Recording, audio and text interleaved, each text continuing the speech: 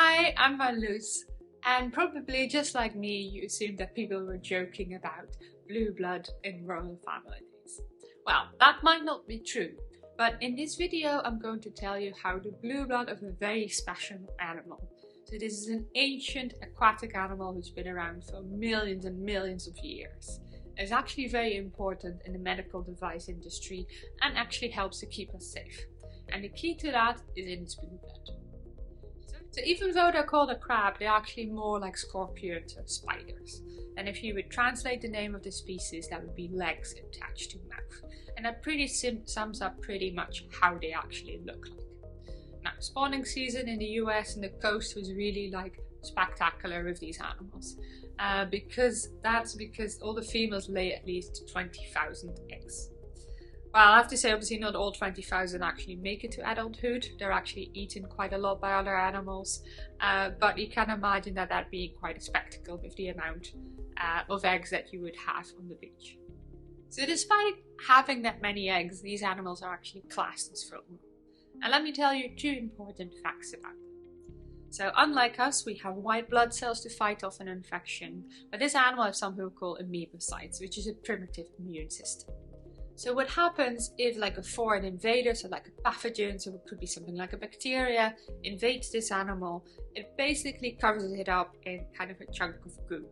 So it's a very unique response.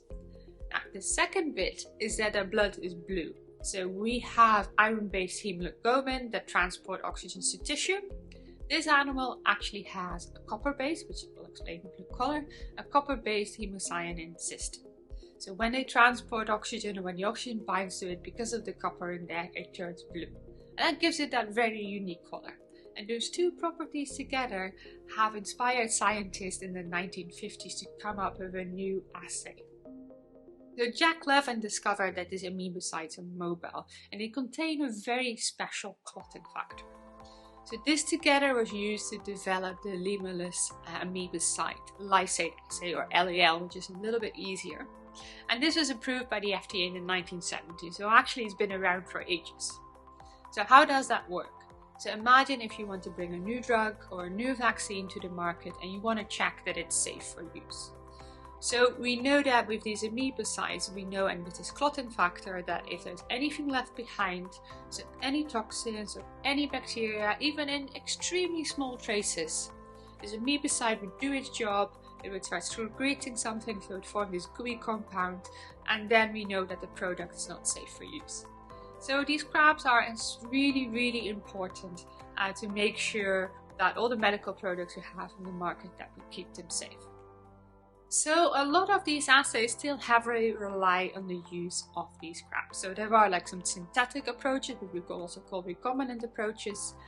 But as you can see in these images, they actually take some of the blood of the animal, so up to like 10 to 30% of its body weight. They can purify this clotting factor from it, and that's what's used in this LAL assay.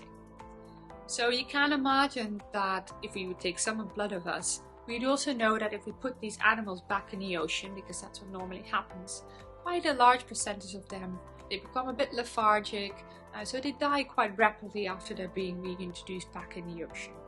So even though bio-inspired sensing is really important, it's just as important to see if we can take inspiration from nature and come up with some novel synthetic approaches. So hopefully you've learned something new about this very important medical assay and how nature inspired scientists for novel inventions. If you want to read more or hear more about bio-inspired materials, then do have a look at our playlist. Thanks for watching.